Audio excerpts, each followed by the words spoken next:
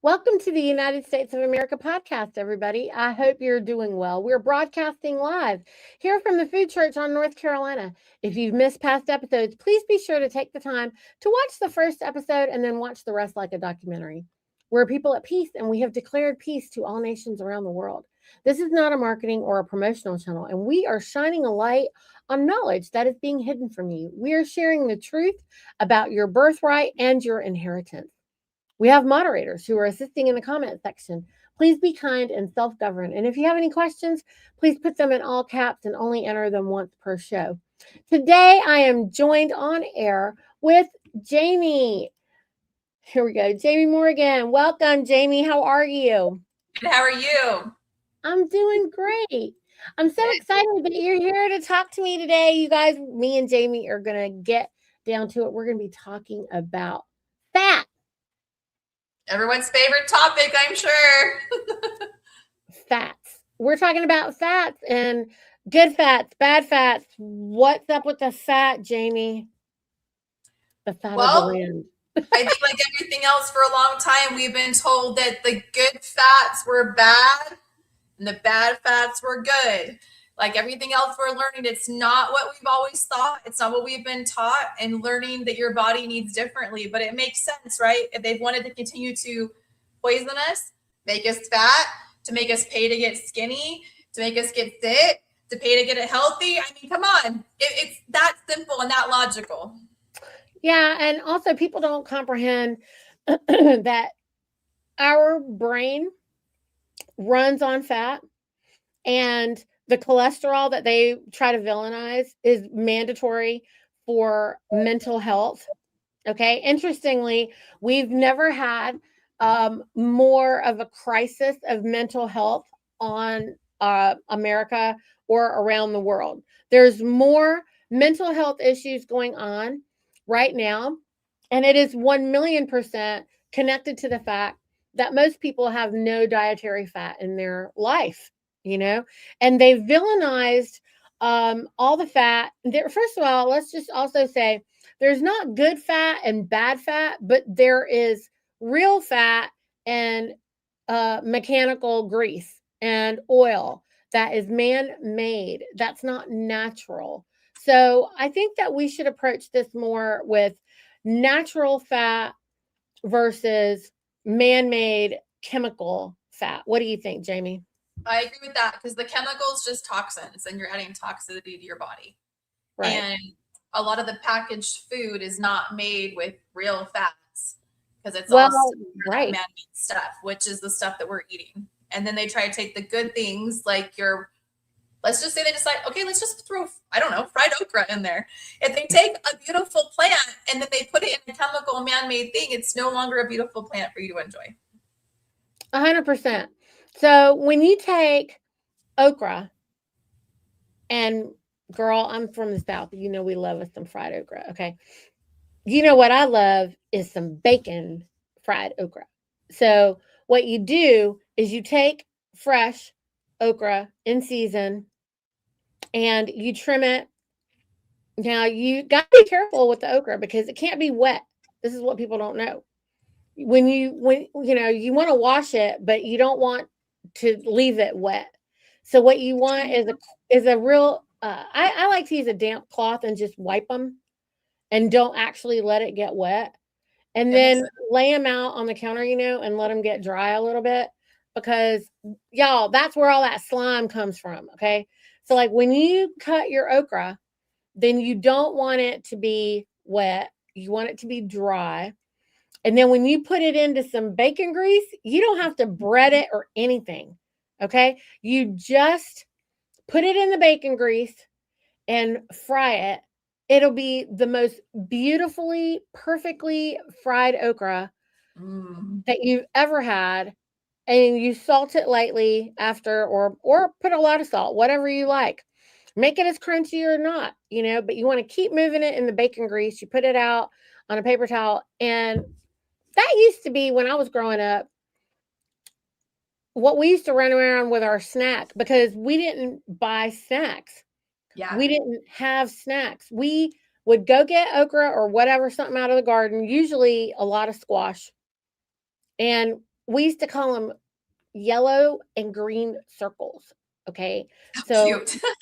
we used to have the fried circle, yellow circles, or the fried green circles, which was zucchini or squash. Okay. And so being in the South, we used to cut little rings. Our moms used to cut rings and they used to fry them in lard or bacon grease and salt them. And that was it. Boom. Oh, Done. I thought lard was bad. Haven't we been told that animal fat and bacon grease is so not good for us, and that's why we're all huge? Yeah, this is lies on lies. Okay. So the only way fat does not make you fat. There is absolutely zero evidence to this effect. And okay, well, I should digress. I'll tell you what fat makes you fat. Seed oils. So, fun fact. Did you know that seed oils will poison the body for years? It requires like an extensive detox protocol. I don't think people know that when you eat something that was cooked in corn oil, soybean oil, which is everything at a restaurant, okay? Everything. If they used, I mean, if they definitely did, okay? They definitely used what they call vegetable oil, okay? And that is soy or corn. A lot of times it is cottonseed, girl. Did you know that? Ew. And No. canola. I just know Canola your is body sees it as a foreign agent and it can't break it down. right. It's Your body is like, what is this? Okay. What is it? And the and that causes persistent, inflammation, which causes pain, which causes an immune support response, and so your body is fighting itself. I mean, all these things, autoimmunes, all that have been linked back to this poisoning that we think is food or been told it was food. And I remember the first time I ever made cookies with real lard. mm-hmm. Best cookies I've ever had. I called my mom. I was mad at her. I'm like, why did you taught me that margarine's okay? I don't understand. Like, why are we putting plastic in our food? I was being robbed of like the best flaky cookies I had ever had in my life.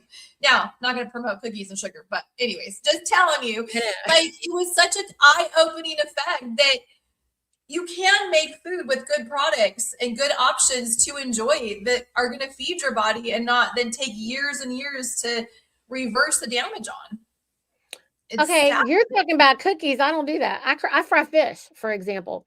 So I'll take catfish. Did you know that if you drop some catfish in some lard, OMG, I it bet. is going to be, first of all, most evenly, it cooks even. Okay. And it's beautiful to watch. And it does it efficiently, quickly, and it crispens the skin so that it is something you can actually eat. You don't bread it. You don't have to do nothing to it. Okay. People don't know this. But if you take fish, I mean, you got to clean it, scale it. Okay. But when you take it, and if you take, that's what we used to do for our fish fries when we were growing up. I remember my best friend Angela's daddy used to like to do these fish fries. Well, he, he had taken an old Ford truck front end and converted it into a grill.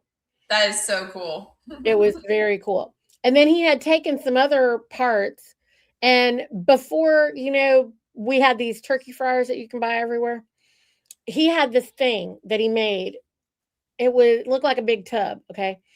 But it was where we would do the fish fries. So everybody would catch the catfish, like all the guys in the community or whatever.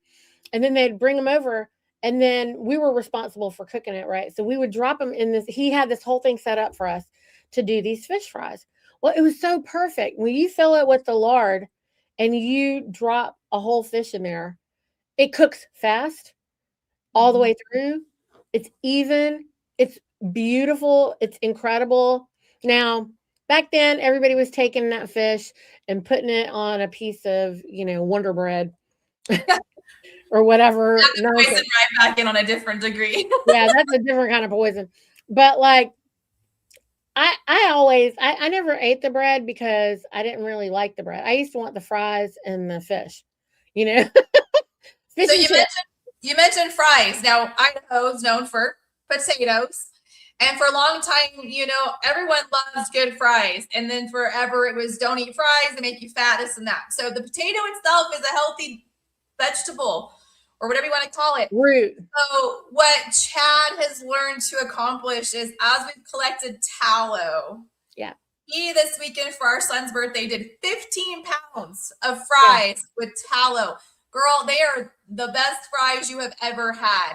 And you I don't know. feel gross after eating them. Like it feels Same with amazing. the lard. You can Good. cook them in So lard. good. Yeah, Yep. you can cook them in lard, So bacon good. grease, or beef tallow. And either way, any way you look at it, you cook it. First of all, I bet he couldn't believe how evenly, how crispy, Oh, how they're beautiful. golden. Yeah. And And everyone we've had over, he will tell you they've never had a fry that good. No matter what nobody. restaurant, where they've traveled, in straight up beef tallow, that is the best fries you'll ever eat. And it doesn't make you nauseous. No. It doesn't make you feel bloated. There's no bloat. There's no side effects, no headaches, no, I don't know. I mean, after eating them, you don't have that crash either. oh yes, you do not have a crash. Food. I know. You know what it is when you are doing carbs with the correct amount of animal fat with it, it balances it. And I'm not talking about grains, friends. I'm not talking about that really. I'm really focused on the vegetables because they're carbs, all of them. All the plants are the carbs. Okay. So but you know what else is good in there is asparagus or anything. You drop it in that lard or the tallow or whatever and fry it up. It's so good. And it's delicious. It's easy. It's easy. And it makes you feel good when you eat it. And it doesn't take long. It's not hard either. No. It really isn't. We've gotten to where we buy our meats, which we buy local, organic, grown, grass-fed, all the good stuff, right? It's not from a store, we buy it. And now it's Chad's goal to find the biggest, fattiest pieces he can find because then he cuts all that fat off, puts it aside to render it down for tallow that we keep in mason jars so we can use it in cooking. So that we're not buying the seed oils and it's on hand. And I know a lot of people are about convenience, but it's just as convenient if you set it up to have it. It's just as convenient as the other stuff that's not good for you. It's not very hard. And there's so much now online tutorials and podcasts and whatever of how to do this. You have no reason to not. Make the choice, try it, and you will feel 1,000 times better every time you eat your food. And it tastes better. You're not giving up a taste for anything. In fact, you're going to wonder why you didn't do it before. I only mentioned the cookies because this was back when I first started cooking in my 20s because I just remember, I don't know, I can't remember why I did it. I think it was just random. I didn't have what I normally would make cookies with and I grabbed it. And that's why I called my mom and I'm like, I've been lied to. That was the start of, guess what? I've been lied to a lot in my life and had no idea that there was so much more, or I thought it was so complicated. And really learning that it goes back to just everything that we have been taught or thought all this time. And that we are continuing to kill our bodies unless we ultimately choose to make these steps. 100%. I mean, I think people don't comprehend the persistence of seed oil toxicity either. Like the ingestion of man-made seed oils represents like a physiological disruption. All right. What happens is it's not, they talk to you about the calories. Calories don't mean anything. Okay, guys. It's unlike natural fats that are utilized like for energy and structure. Industrial oils, which is what seed oils are, they integrate into the body's tissues and they kind of live there, okay? And it's not transient. It becomes an irritant and your body can't flush it. And so it's like metabolic sabotage. And the thing is that it lasts and it degrades your health for like 6, 7 years, one bite of those fries that you get, the fast food fries that are fried in any of those seed oils, that fat does not leave the body for 6 years. Why don't y'all just sit with that for a minute? That reminds me of when they told you if you swallow bubble gum, it lasts in your body for however long in your stomach. I don't even know if that's real true or not, but it makes you think about it a little bit. And if it's seed oils, what else are we also eating that are just sticking in your body and never leaving? Well, if you eat at a restaurant, first of all, the problem with all of it is that they've poisoned it with seed oil. Not to mention the lowest quality meat, not to also mention then they put sugar on everything, and then they dust the cornstarch on everything. And I mean, this is reasons why you can't eat at a restaurant. Yeah. But there's been a movement recently where a lot of folks are saying, I can't eat seed oils. And I've actually found a couple of restaurants that don't use them, and a lot of steakhouses where you can tell them that you want to make sure that they don't cook your steak with oil, because what they normally do is season it with some kind of marinade that they put in an oil, a seed oil. And so all the steaks have this seed oil over it. And then they take your good beef, even though it's not really the best beef, commodity beef is grain fed and it's got a million problems. But then on top of it, they do all of that. And so what happens, y'all, is it creates this waxing in your body. And it's an artificial waxing on your cells. Now, our body is meant to regenerate. Like, we're literally regenerating all our cells every day. And so when you're unable to do that, because of the interference from this fake oil, it's a machine oil, then this is, you guys, what causes the cancers and the whatever, because your body is being interfered with. And seed oils are the number one cause of cancer. Did you know that? Oh, I believe it. Yeah. I believe it 100%. So really quick about too with tallow, is it's good for your skin. So women, especially, I know men care too, but women predominantly, it's all out there, anti-aging and wrinkles and beautiful skin and whatever. Dude, whip tallow on your skin. I dare any of you to try that for 30 days and you will never go back to anything else. You will never want to put anything else on your skin. It feels incredible. It reverses so much. Oh yeah, I love it. It has been my favorite thing ever. And you can buy it. There's places that do have it. You can find local little farmers and whatnot. But you can make your own. Yeah. You can also keep rendering your own down to purify it, because it feels incredible. It's good on any skin type, any age. It is so amazing for the skin. It takes moments to make this, okay? What you do is you render your tallow, and then as it cools, like I let it get room temperature so that it starts to solidify a little bit. And then you take your mixer. I just use a hand mixer. And I'll tell you that you should listen to like a whole album. I listen to like a whole album of songs. I'll just listen to a whole, or at least half. You got to listen. Some of the songs, you got to listen to, 15, 20 minutes. You're basically letting it go for 15 or 20 minutes. Now you can put, like a lot of times I'll put a little lemon essential oil in it, but you can also do nothing. I make it with nothing, or I usually just use lavender or lemon if I'm going to put something in it. I sometimes have made it with some frankincense, and myrrh, but I really just like it simple. And what I've found is when I don't put anything in it, it's better for, certain parts of my body. And then with the lemon, it's fine as a lotion, like hand cream or something like that. So you guys will figure it out, but you will be amazed at the healing power of it, of how you'll all of a sudden not be feeling so itchy. You'll have a different kind of glow. And on a cellular level, your body, it starts tightening your skin up too. Yeah.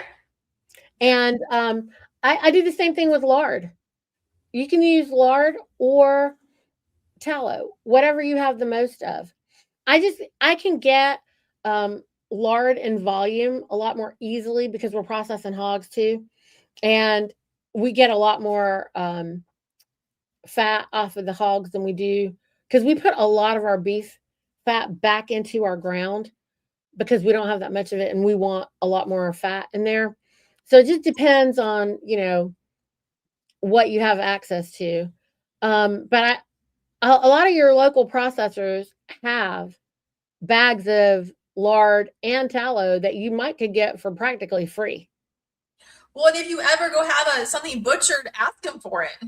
Like, well, yeah, you should always get all your fat back. Ask them, say, I would like that back. When you butcher my meat, can I please have the fat too? Because then you have, and we have both too, and we've even mixed ours in jars. We've had the lard and the tallow together. If we're going to cook with it, we've just thrown it in together. It doesn't matter what we're meat, because we do a lot of variety of pig and beef. So, but yeah, a lot of them, you can ask for that back when you get your cow butchered. You bought the cow. But even if you don't buy cows, the fat's yours. You can go there and buy fat, and that's a good way to get fat in volume, and then it's frozen. You can keep it and use it as you want to if that's what you want to do.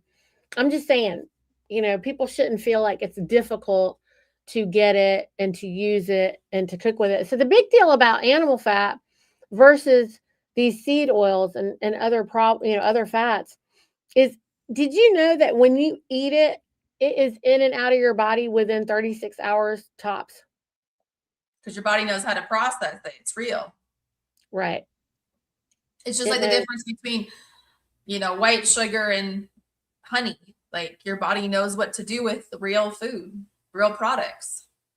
Right. Knows how to break it down, and it uses what it needs. So talk about going to your brain, like you were saying. If our brain needs fat, what kind of fat do you want going to your brain? What kind of fat do you want it to actually be utilizing? That's right. You want the good stuff in there. Yeah. I definitely don't want chemicals and toxins or anything man-made lately. Man-made just seems to be scary all around. Yeah. And, using things like castor oil topically can help to detox your liver and detox your thyroid. Did you know? You can hold cold packs of castor oil while you sleep at night, and when your body's regenerating, then it will also help to break those things down, and it might help you get rid of some of those seed oil side effects as well. Castor oil is pretty amazing. Another thing topically that's great for the tightening of skin. If you've lost weight and have extra skin, it can help with the tightening of that. It's really good, like as a lotion, as you have eczema, all those things it really helps with. And like you're saying, the packs are great because you can, for liver, like you mentioned, if you put it on your abdomen, like it's a great thing for liver and GI problems and all kinds of digestive issues. You put that castor oil on there and let it sit or rub it in, and it does its work. It's pretty magical. Well, actually, it's not magical. It's just God made and real, right? It's doing its job. Right. It's doing its job. That's the big deal, right? Like, why are people should put things in their mouth that your body can recognize on a cellular level. And I think that's the big deal. There's so much, the corporatocracy wants everyone to go by taste and texture and, smells and things like that. But what about your cellular body? Your body needs to recognize what it is because your cells are what are using it. Yeah. And if I think what happens is anyone who hasn't had to deal with anyone, really battling cancer. Okay. Like when we were battling, when my daughter was diagnosed with cancer, this is what started us thinking about everything on a cellular level, is that the physicians only, thank you. The physicians, thank you guys. They only talk to you about things on a cellular level. So why shouldn't we talk about that when we're talking about the healing and the remediation, right? Well, I think it's important. Like you said, the cells can repair themselves and replenish. Oh, I don't know if I lost you. There you are. Sorry. You disappeared for a minute. It scared me. I didn't know what to do. I think that my internet is being goofy. sorry. But anyways, if our cells can regenerate and continue to get better, if we don't want to stop that process, and if we're putting stuff in that's interrupting that process, then that goes back to health and aging, and like you said, cancers and different things coming into and being able to attack those cells and keep them from doing what they need to do.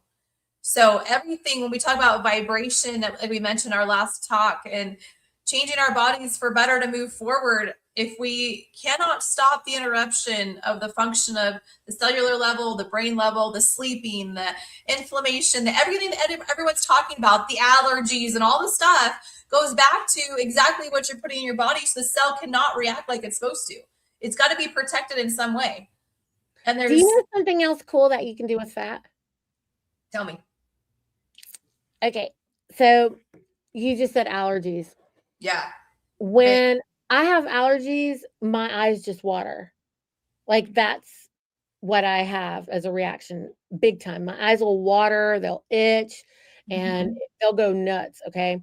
More than anything else. Ever since, I mean, we haven't had wheat in 14 years in our life. And so when I was eating wheat, I had a lot of congestion and a lot of other problems. But now I don't have all those issues. I have eyes watering and itchy.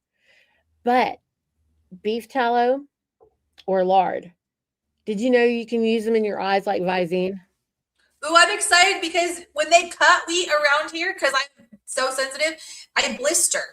So I have a hard time for about 6 weeks when they start cutting all the wheat and the alfalfa and stuff around here. So that's what I'm going to have to try this year and see if I can get rid of it, because it is really hard to battle for about 6 weeks right there. It's almost impossible. I almost can't see. It's really bad. Okay, so what I did, y'all are still younger than us. When I got into my 40s, then my vision started doing something. Like, these are just blue light blockers. I don't need glasses to see, okay? My vision's 20/20. These are blue light blockers. I wear them because I have all the lights on in here. But my vision got to where I was going to need readers. And I was just like, oh, hell no. Like, I can't do that. No. So I started putting lard in my eyes, and you can do it with ghee. You can do it with tallow. Okay. So animal fat. It has to be ghee, tallow. It could be like a duck tallow, beef tallow, pork, lard. Okay. You probably don't want to do bacon grease if it's salted. That might burn a little bit. Ugh. Yeah, but if you have some bacon grease that's not been salted, you could probably do that. But anyway, the rest of it, people think that lards and these fats are salty, but they're not.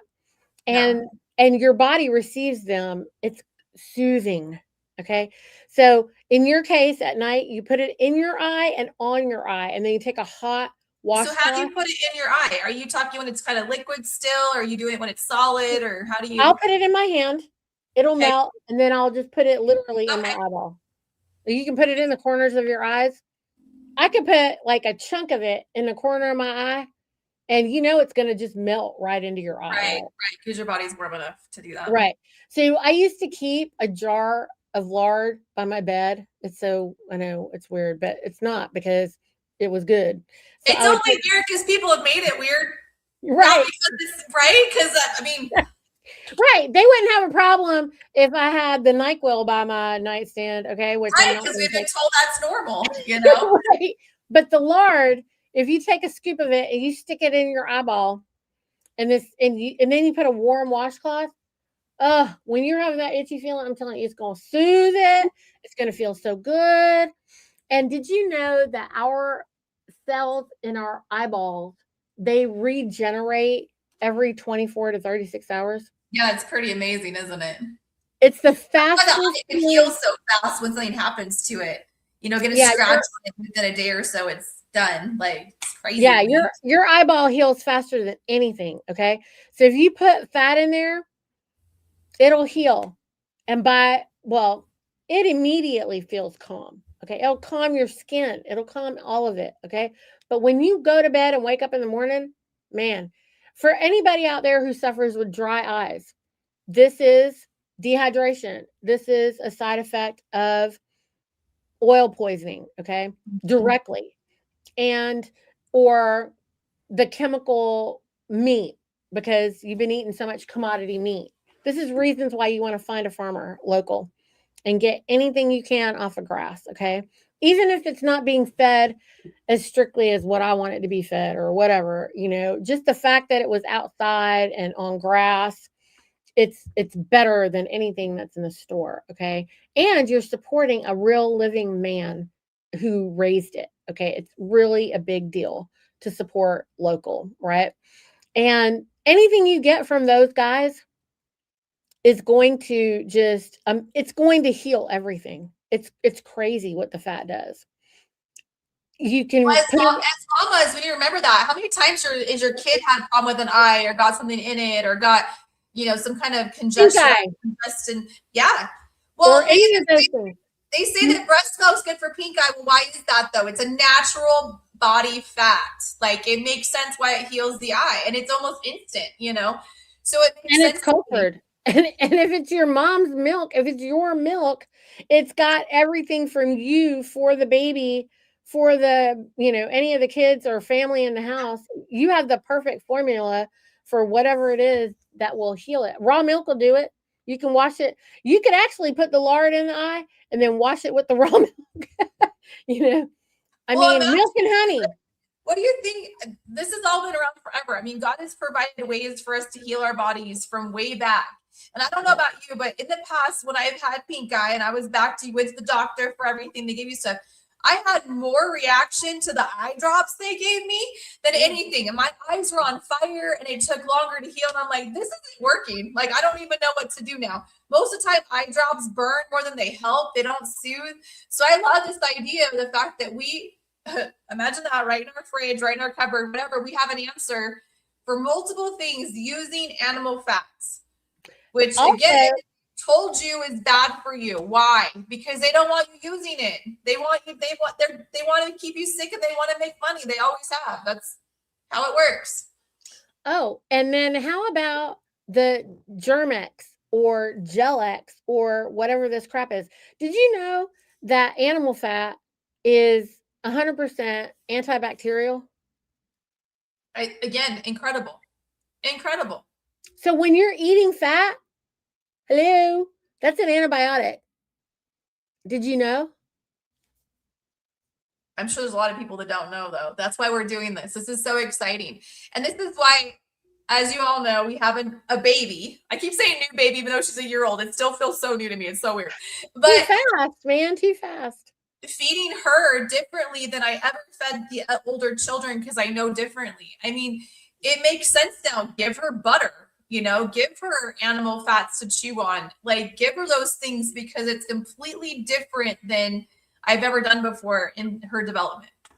So and I bet she's docile. I'm not saying she's not an active kid. Chill. She's such a good baby. She's just like, whatever. Almost into it. Listen, when you eat fat, it reverses anxiety and depression 100%. 100%. If you're having a lot of anxiety and a lot of depression, man, just eat butter. Eat bacon. Eat butter and bacon. Eat bacon and butter. And that's the reason why they say, beef, butter, bacon, and eggs can make you, like heal your mind. But butter, specifically butter. Have you seen the bacon crack? What? You need to look up bacon crack. It's literally butter and bacon made into like a bark almost. Oh, like, yeah. Make like chocolate bark at Christmas. It's a bark. You make it and you break it apart, and it's just butter and bacon.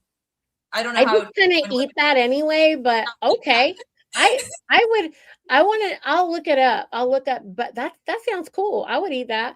And I've seen that. I mean, we've made something similar like that with tallow, actually, with beef tallow.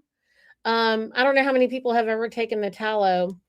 Because it's actually suet, you guys. Okay, when you buy it from the butcher, it's beef suet, and when you render it, it becomes tallow.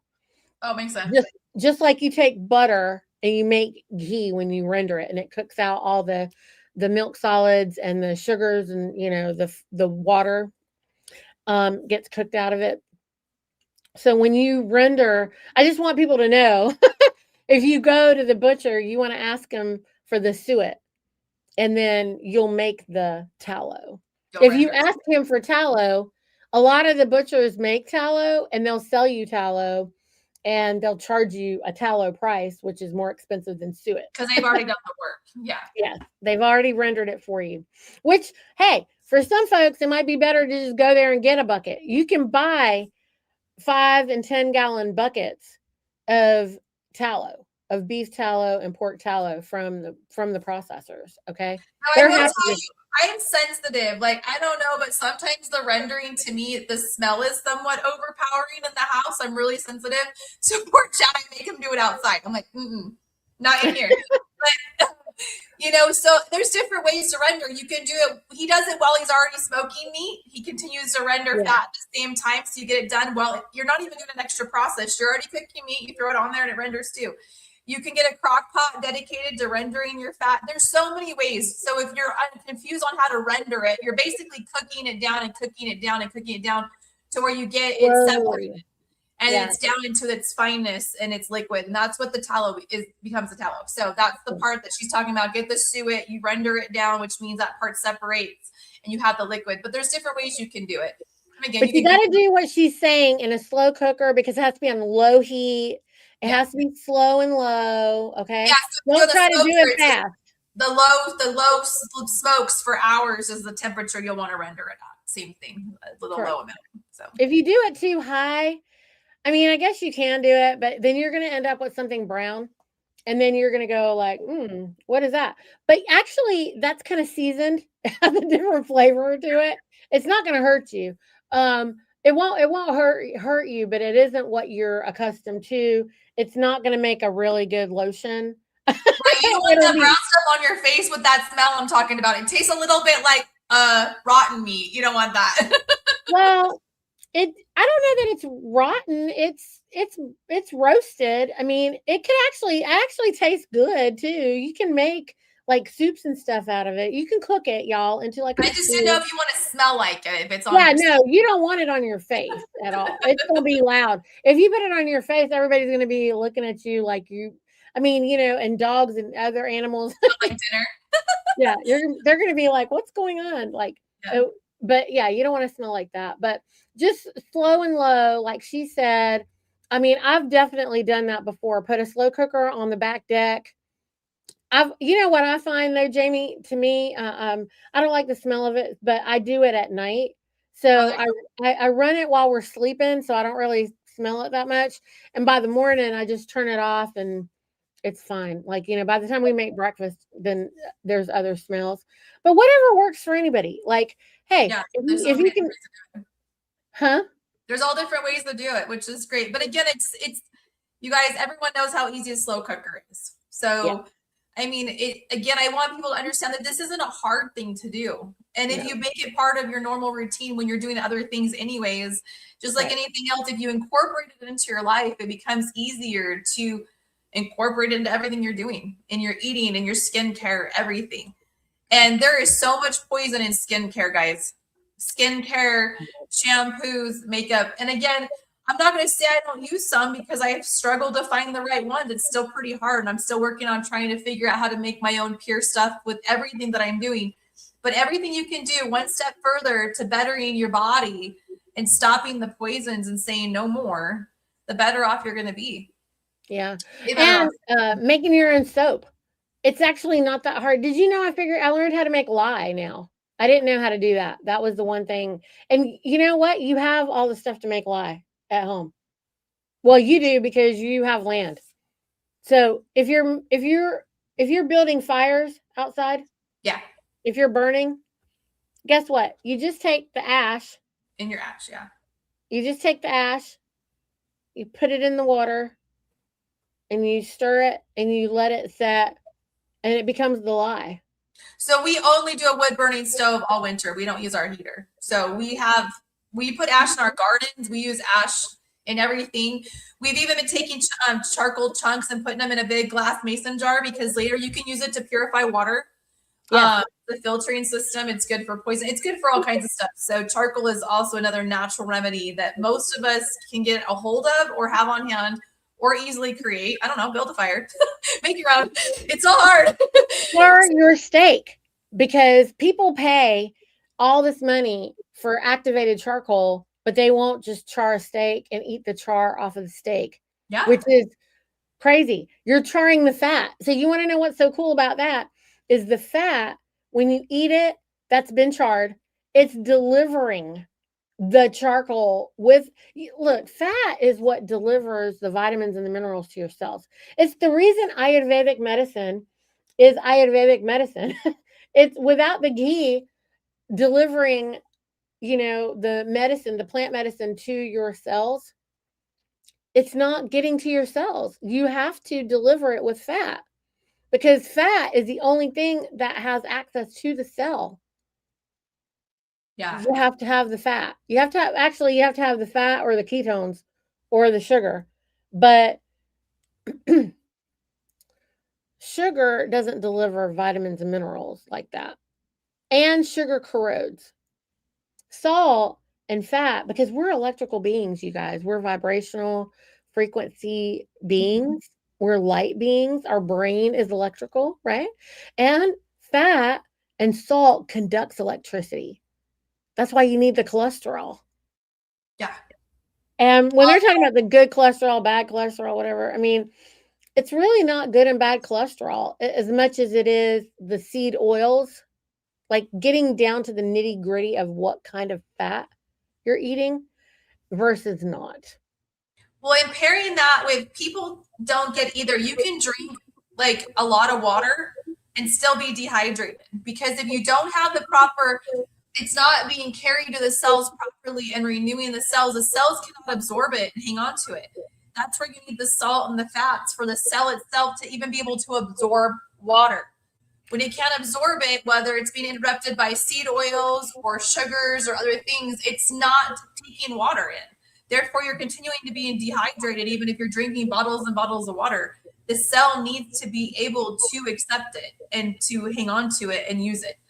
So Right. water with the proper fats and the different things and Salt. getting rid of some You need the salt. You need salt with water because the water that we absorb for rehydration is a gel. That gel is made with the salts. If you're not eating salt, which they told you not to, which is ridiculous, and you're not eating fat, which they told you not to because that's ridiculous, then you're turning into a raisin. What is aging? Dehydrating. What is that? Like you're getting the wrinkles and you're dehydrating, And so you have to stay hydrated, which means you need to think about what you're putting into your body on a cellular level that your body can process and get out. It should use it and get it out and use it and wash it out and use it. And nothing should be being held like that. Yeah. It's the waxiness.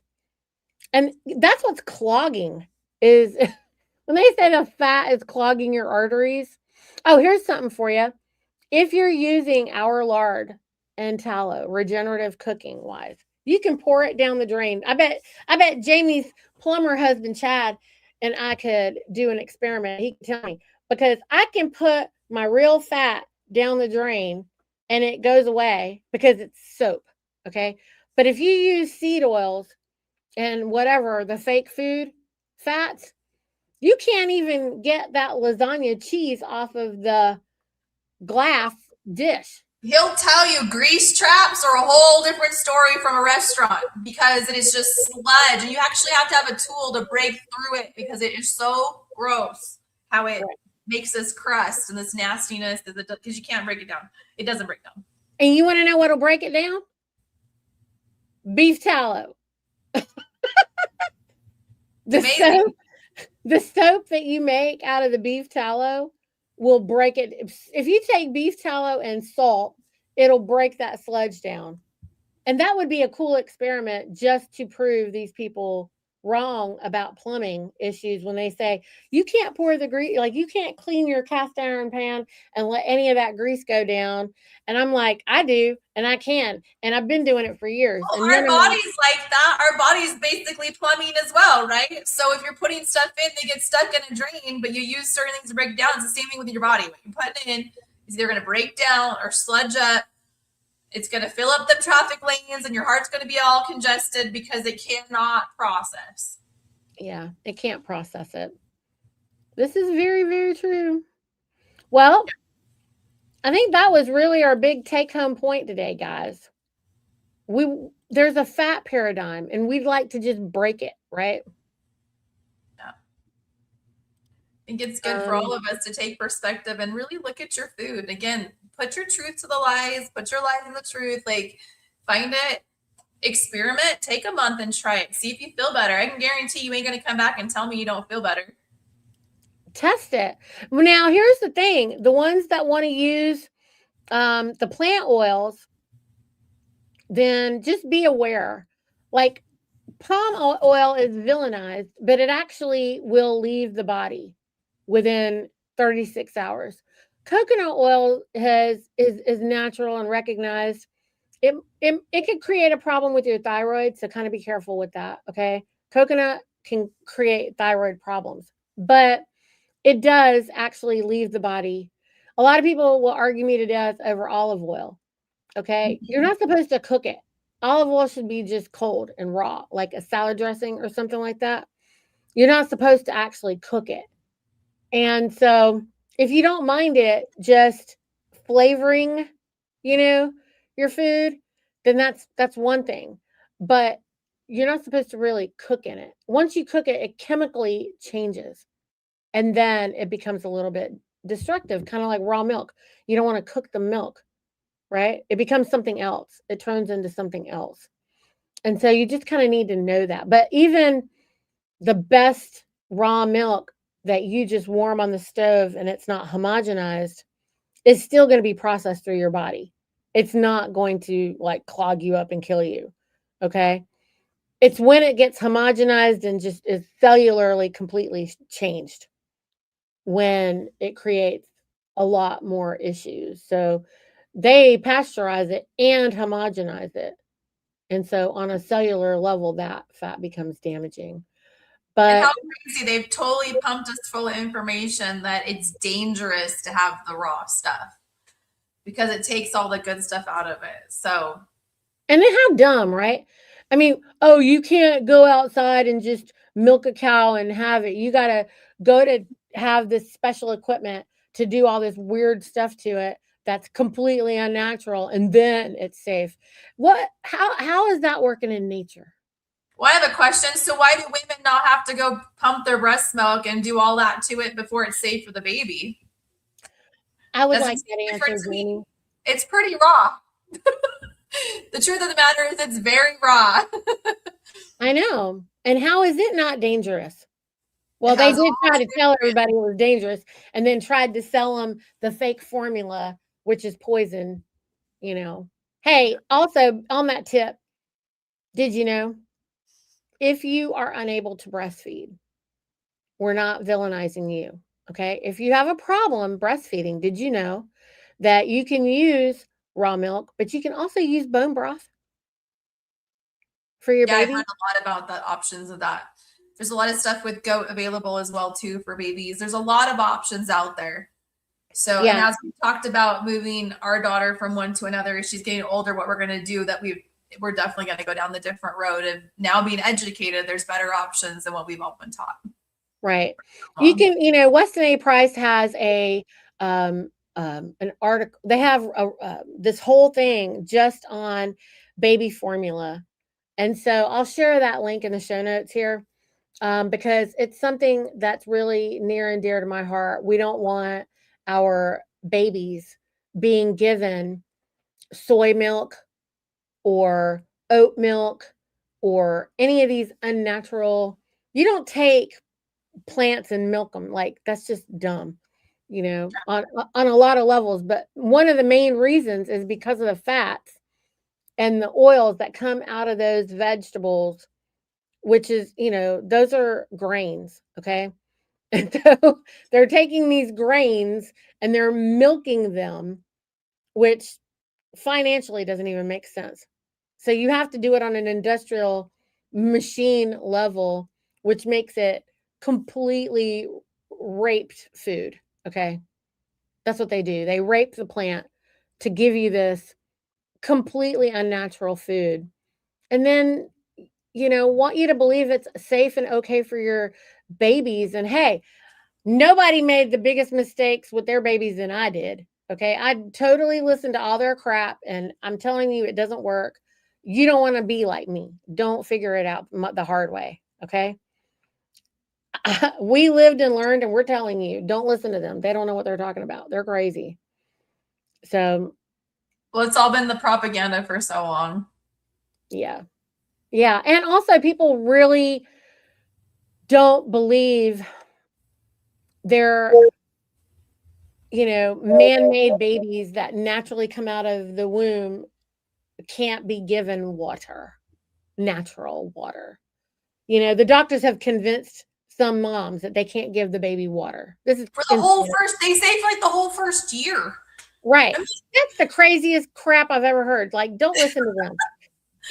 Make sure it's clean distilled water, and make sure you stir a magnet through it and like, vitalize the water, but like restructure it, but make sure it's clean. I mean, do that for yourself. I mean, come on. But there's no reason a baby can't have water. There's no reason the baby can't have bone broth or any soup. Man, my daughter, when she was not even sitting yet, she was like 3 or 4 months old, and we were eating some day trip grouper. Jayme, that baby, she was wanting whatever I had. And That's awesome. I had some on my fingers, and I put a little bit in her mouth. And then she loved it and she wanted more. And I kept giving her a little bit more and a little bit more and a little bit more. Do you know that baby ate like almost a pound of grouper? I love it. That's awesome. I was like, she wasn't even, 4 or 5 months old. And my husband and I were just like, whoa. I mean, she wanted it and she ate it. She slept so good. She was doing great. And every time I would have it, she would want it. And that's amazing. That was before she was even sitting. But she just ate it out of my hand, out of my fingers, And a lot of people would freak out. Oh my God, you gave her fish? Oh my gosh, you gave your kids rice cereal? But that's the fear, that's the fear driven. And I think as moms, it's even more sensitive because what if something happened, right? Because we didn't listen and then we blame ourselves when something bad. So there's all this fear, and it's so much harder when you're responsible for another life. It's one thing if I mess up my own life, but it's so much harder when you're worried about messing up your kids' lives and being responsible for something that might have happened. And that's hard. Hey, you got to think about it like this. If you were on Little House on the Prairie and you were out on the prairie somewhere and you have these babies, you don't have these squeezable, whatever fake baby food crap. Okay. I never gave my babies any baby food. I would take whatever we had for dinner and I'd put it in a blender, and that was baby food at my house. Okay. Outside of me mashing it up with my hands and giving it to them. But if I can mash it up in my fingers and give it to them and they took it, that means they wanted it. Okay. Yeah, they can handle it. Yeah. They're not stupid. I think people think that babies are dumb. No, they're smarter than you are. They're telepathic. And they can make you do things telepathically. Yeah. It's so that's how powerful they are. And they have somebody serving them left, right, and center. And you always know what they want. You always know what they need. They don't use words. They use telepathy. It's very true. Yeah. So they're not going to, you think that baby's going to suffocate itself? No, it's not. It's going to scream and cry and go through a whole lot before anything happens to the baby. These babies are brilliant. They come in very intelligent. And don't let your doctor ever make you believe anything else. It's nonsense. Okay. Very capable. They're capable, and you are too. All the moms out there, nobody knows that baby better than you do. Yeah. Don't let them talk you out of knowing that. That goes back to being taught to ignore our instinct, though, and what we know is in following what we feel prompted to, and we are taught to ignore that. And that's the hardest part with being broken down by authority as kids, and then as all that stuff makes it to where we ignore what our insides are telling us. And we have to get back to that. I'm not just getting back to good food and getting back to good vibration and healing ourselves. That part of that is learning to listen to your instincts again and your intuition, and knowing that you were given that. That is a God-given gift that no one should have broken or taken from you, especially as mamas. You have got to listen to that because you know what's best. Your body and your baby are communicating before words are ever exchanged. And listening to it is completely, this time around for me, it's been eye-opening. Totally eye-opening. I was going to ask you, Jayme, what are the top 5 things that I'm so, like, I have to say, I'm just a little jealous that you get to do this now, that you got to already do it the other way, and then now you get to do a redo. I like really wanted to do the redo. And, of course, it didn't work out for us. But what are the top 5 things that you feel like you're like, man, this is so much better. I can't believe I didn't do that before. And that you think you can tell moms? Well, first of all, right in the beginning, especially being older and I had preterm problems with my other children, I was convinced that I was high risk, couldn't have another baby, and I couldn't do it without doctors, whatever. Well, after going and constantly wanting to poison me, after they told me I was textbook perfect, they still wanted to inject me with stuff. I fired my doctors. I said, nope, not doing it. So I went through a midwife, did a water birth, the whole thing, and all of that, from leaving the placenta attached and different things and doing something completely different with my child, unmedicated in a water birth, that was hands down the best experience ever. I'm not joking when I say I would have babies over and over and over and over and over again that way if I had done it that way the first time, because it was the most magical, amazing, non-scary, non-terrifying, not even very painful experience I have ever had. Okay, that is completely night and day to my last 3 other births that I almost died in, one of them. Wow. And everything that I'd done, being strapped to a bed and all these things, and my kids being put in the NICU unit and all kinds of intervention that was unnecessary. This was the most beautiful experience. So number 1 is my birth plan was completely opposite of what that's ever been. Co-sleeping with my baby. That is the total fear factor. My baby co-slept with me. I held her. She slept with me when she's been sick. She has. And I believe the co-regulation has been the best thing, 1,000%. That, man, just so much. Then too, when it comes to feeding her and following my intuition for number 3, I think I dropped you again. There you are. So the third thing would be just, again, not ignoring my intuition with everything, and stepping away from all of the corporate part of what babies should or shouldn't have and how they should develop. Those are my 3 main takeaways, I would say. I mean, I know you said more than that, but those are my 3 major ones. And those kind of flood into everything else, especially the intuition, that I'm allowed to go to the doctor and tell them, no, that's not what's best for my baby. Or not even take them to the doctor all the time for checkups. Only take them if they're sick and need it. Like, she's only been when she got really sick, and she wasn't sick until she was 11 months old. It's the first time we fought any kind of virus, and she was taken in because she was having some breathing issues. But I found the best caregiver who is homeopathic first and listens to me, and it's awesome. Like, that is the number 1 thing that I love, is I have a support system that now allows me as a mother to do what God has given me to do, to be a mom, and how I'm supposed to be a mom. That was like our chiropractor, which I did not have when they were babies.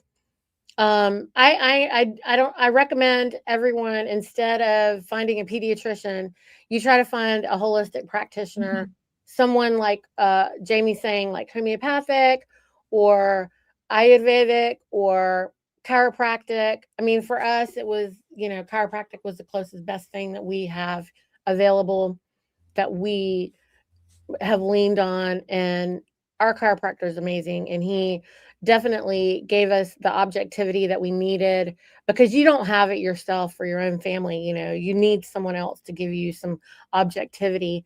and he was amazing for doing that. I wish that I'd have known him. One more thing I should add, or Chad's going to scold me if I don't. Our baby does not have a birth certificate.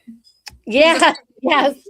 She's free from day one. She's free blood. She is free everything, like not been poisoned from the minute she was born, and she does not have paperwork on her. So wonderful. No contracts. No contracts. But yeah, she's free from day one. So that is fantastic. I mean, and also she got an attitude. I saw her with that cake. Oh, she is. Jayme sent me some pictures of her with her birthday, her first birthday pictures. Oh my God, what a cutie. That was awesome. I was like, she's crazy already. She knows what she wants. I mean, these kids, they know. Is she walking yet, Jayme? No. Okay, well, she's not ready yet. She's funny. She is content. She's she doesn't even have a traditional crawl. I'm telling you, she's done her own thing. And I'm like, I can't help but worry sometimes, but she doesn't need to. She gets around and she's like, I'm good. So I do things to provide obstacles, and she looks at me and she gets around them. I'm like, so she's not getting extra help, right? You're letting her crawl, but she doesn't want to do the regular crawl. That's what you're saying. She's not interested. She gets around the way she wants to. So I'm trying to do what should happen traditionally. Like I put pillows for her to climb over. She moves it. She goes around it. She kicks it. I'm like, I don't know what to tell you. She's like, I don't need to do that. I don't need that, Mom. Yeah, she's completely content doing her own thing. And she's obviously the baby of a lot of kids and people. And I'm not going to lie, she's probably been held more and catered to more than any other baby. So she's like, I don't even need to get around. You all do it for me all the time. So she's getting a lot of help? Yeah. Are people carrying her? Maybe tell the kids to crawl with her or make her do it. Well, I thought she'd copy the dogs because she does everything else the dogs do. She puts toys in her mouth and does other dog things, but she won't walk like the dog. I'm like, yeah. Well, see what happens if you challenge the kids to make her have to do it herself. Because I will say that that's something that we've observed with a lot of them is if they're getting too much help, they don't, like they just don't do it because they don't have to because everybody's around, Yeah, we have had those conversations and making her be on the floor more. I'm like, let her figure it out. Don't rescue her. She needs to problem solve because she's perfectly capable. And if you guys rescue her, she doesn't have to do it. So she's like, yeah. But that's awesome. That is so fun. Yeah, well, all the moms out there, you guys should know, man, like don't worry about them that way. I know it's hard. That first one, man, you're afraid to leave them anywhere for a little while, but after a while, and then so how do you feel about foods and stuff? Because that was my big thing. By the third one, I was like, we should have fed them. I did get to feed my third one the right way. The first two, I didn't know as much about it, but by the third one, we were definitely on a different food journey. And I find a lot of moms just really, I feel like they're so feeling confused, feeling like not confident about really being able to nourish their babies, and they're trying to do it some specific kind of way. And I would encourage everybody to, like, if you're on the wagon trail, what could you be doing? Like, what would you be doing? You wouldn't have a blender, you wouldn't have a lot of these different things. How would you be feeding the baby? How would it look different? What do you think? I was lucky with my older kids because I was kind of started on a little bit of a journey. Like I didn't fully vaccinate my older ones. I did a lot of different things then. And I also made baby food for all of them, my own baby food. So with her, I have done the same thing. I will tell you, we've traveled a few times, and for convenience, it was just easier. And she seemed to have problems swallowing for a while. I don't know if it was muscle related or underdeveloped. So and I know they say choking isn't coughing or whatever, but she literally did choke. Like we almost had to do like rescue measures on her. So I've been a little more cautious with food when it came from, so switching from puree or like mashed food to thicker has been a little bit difficult with her a little bit later, but that's just because that's just her body. But mostly, like you said, she eats what we eat. I make everything. her favorite hands down food has been avocado since day one. I don't know. Avocado is her thing. I'm like, whatever. If she'll eat avocado, she's getting quite a bit of nutrients. So, Yeah. and then I've been fortunate. Even though we struggled with breastfeeding in the beginning, I was very, very diehard to get through it. And I pumped for the first 4 months. And that was really hard to stick to, but I was determined and we made that corner. And after 4 months, she took off and did great. And we didn't have any problem after that. So she's been able to have that up and through her first year. So that in combination with real food, she's doing great. Of course. Yeah. No, I mean, look, everybody's got all the different obstacles all along the way. I just feel like it's important for them to know that they shouldn't fear anything that we know to be normal food and like water. Because the doctors are so weird about it. It's like, no, bone broth, like just it's fine. Soup. I can do it. I used to put bone broth in the sippy cups. I was just, as you mentioned, I was thinking about that. Sometimes when she's teething, she'll go back and not want to eat because her mouth hurts. So all of a sudden I get worried because she increases milk and not as much food. And I start to worry because she's kind of little. She's petite. But yeah, I mean, bone broth would be great. Put bone broth in whatever kind of cup that she's used to.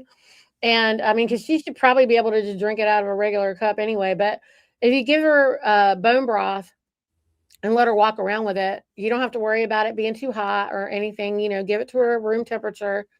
And it's a complete food. Yeah, I think that'd be really good. You could also blend. I've taken the bone broth and like blended beef into it. You can blend some beef into it. Make it we've done that with I've done that when I could take our meats or whatever we cook down and I put it in the blender for her and she does do that really well. So, but you can make it like soupy. You can make it more soupy. You know what I mean? When her mouth is hurting. Yeah. And what about the amber beads? Did you give her the amber bead necklace? Yes, I do. So I have to, so they're harder. It's harder to find the quick release anymore. Someone said they might have an adapter. They only have the twist ones. And I don't really worry so much, except she's the kid, of course, who's like trying to strangle herself. So I worry when she's in bed. So I was like, probably not. So I need to get a quick release, but we do have the amber beads for her as well.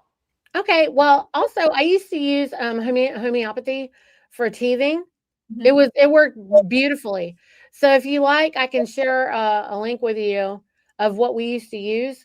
You have to give it to her daily because the way that the dosing is, it needs to stay in her system. It sounds kind of crazy. It feels like, oh, am I supposed to give this to her every day? Like I would for the first 2 years. I mean, we did. It won't hurt her. Well, that'd be great because she's kind of late. She has her bottom teeth, and I feel like she's getting all of them at one time, and she's been a little uncomfortable. But like even I told you, the pediatrician. Well, she's not a pediatrician. The PA we go to, the nurse practitioner. That's what she is.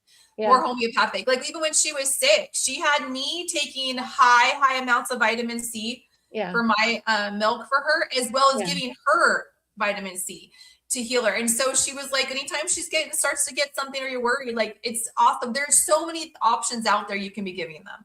She's not too young for elderberry. She's not, I mean, these babies can have these. They're natural things that are not going to harm your children. There's a lot of natural pain relievers out there. There's a lot of things you can do. Chamomile tea before bed when they're really restless and they can't sleep.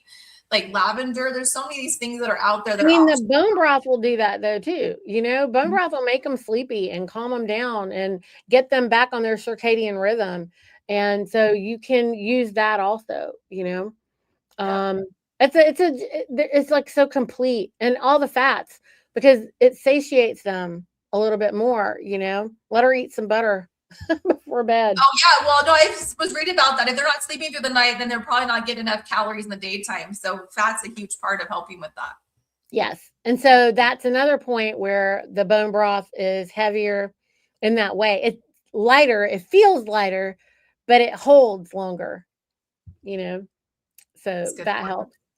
Cool. Well, another thing we've done with the bone broth is, I don't know if you've ever done this, but it's basically like egg drop soup. Okay. So you're blending raw eggs into the bone broth, but you can't have the bone broth too hot.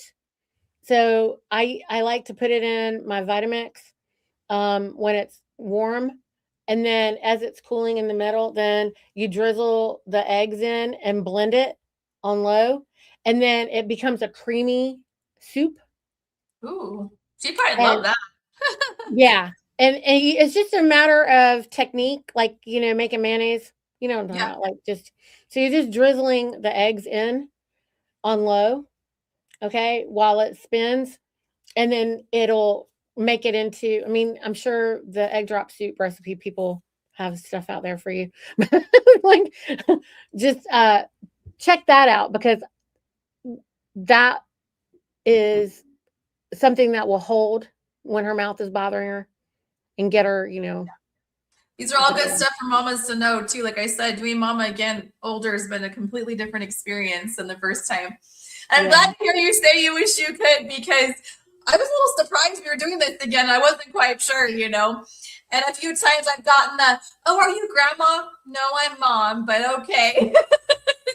Be a proud mom. I'm so glad that you could do it, man. It's really, really, it's so good for your health too. Yeah. It's just actually so good for you. You're going to just take longer. You won't age as fast or whatever either. So it's actually good. I mean, like I said, I'm pretty jelly, but like, I'm enjoying it. It's been fun. I'm so glad that you were able to do it. And I really encourage other moms to not feel like they should, feel any type of reason not to do it. Like, no, if your body can do it. And that was with the midwife. When I finally met with her, I remember crying with relief, because she looked at me and she said, "You're here because your body can do it. And you're healthy and caring because your body can do it," which means your body's not too old to do this. Like, right. because I mean, man, after a certain age, you become this geriatric pregnancy. I'm like, what is that? Like, do I need a walker with a baby carrier on this to make this work? It was so disheartening, Right. And it was not a fun deal, like, at first. So having that experience, and my midwives were amazing. Like, I can't even, hands down, the best thing ever. And I remember in the past thinking that that was so dangerous and not safe and all these things. And it's the complete opposite of that. Yeah. They try to terrify you out of it. I remember they made my husband so scared. He's like, "Oh, we can't do it." And I was like, "But that's what I want." Yeah. It was hard. Anyway, guys, I hope this helps a lot of folks out there. And let us know your comments and questions. And we'll look forward to seeing you guys. Jayme and I are going to be doing this every other week, right? And we have a so couple weeks where we switch back and forth. I think a couple back to back, but yeah, between Hudson and I, we got you covered. I know, I'm so excited. It's the conversations are going to be so much fun, and we I think I'm hoping we want to empower all the mamas out there, and also to have the free babies. Can we please have more babies that are just free? And I can't wait to start showing them off. And I'm more than willing to be a support for any of you mamas out there that are considering this or don't know where to go or how to do it. Totally here to help you. Yes. I think the moms and the dads, what would be cool is if you and Chad would maybe do like a class or something for moms and dads or something, Totally could. Yeah, I think that would be really good, because I know a lot of folks that want to try to do things, completely independently. But like when you're first looking into, just working with a doula, or, doing any like the Lotus birth or whatever, there's a lot of questions, Yeah. So yeah. It can be scary. Yeah. All right. Well, thank you so much, Jayme. I appreciate your time today. And thanks, everybody. We'll see you guys in 2 weeks with Jayme again. All right. On Tuesday. Yep. Oh my, what day is it? Tuesday is at 3:00.